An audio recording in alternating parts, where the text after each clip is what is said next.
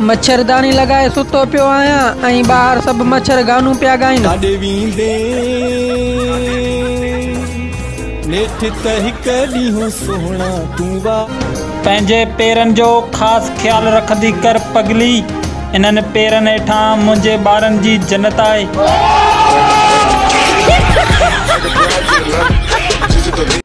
नंढे हूंदे ऊंदाईअ खां डपु थींदो हो, हाणे बिजलीअ जो बिल तो ॾिसां त रोशनीअ खां तो डपु थिए।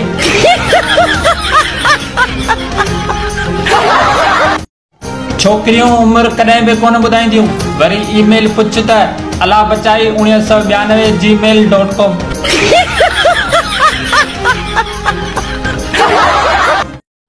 कंहिंखे इश्क थियो, कंहिंखे प्यार थियो, असांखे जॾहिं बि थियो निभागो ज़ुकाम ई थियो।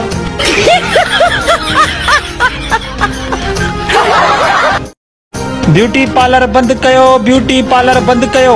इन हवाले सां वधीक तफ़सील वठूं था माशूक बलोच खां। जी माशूक। अब्बा छा थियो अथव? ब्यूटी पार्लर बंद कयो, ब्यूटी पार्लर बंद कयो। न मुछन वारियूं मायूं वणंदव? एॾियूं मुछूं हुजनि मायुनि खे। अरे यार खुदा खुदा कयो रे।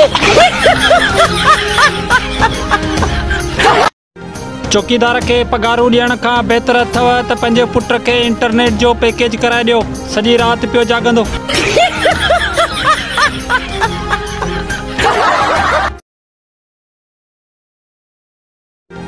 प्राइमरी में पढ़ंदा हुआसीं, ॾिना धणकाए साबू वण वटे थो।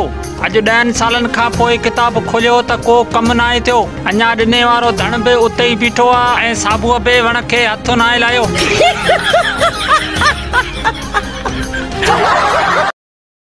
अगर कमाइण ते अचां न त घणो कुछ कमाए सघां थो, पर कमाइण ते अचां ई कोन थो।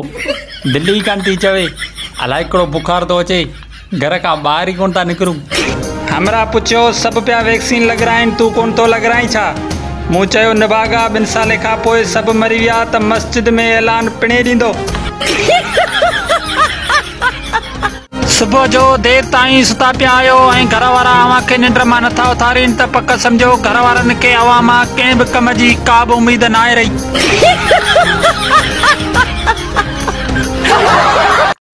अञा कोरोना वायरस वारा ई डोज़ न आहिनि पूरा थिया, वरी ॿुधो आहे त नई बीमारी अची वई आहे ओमिक्रॉन। लॻे थो हाणे अधु ज़िंदगी डोज़ हणाइण में ई पूरी थी वेंदी।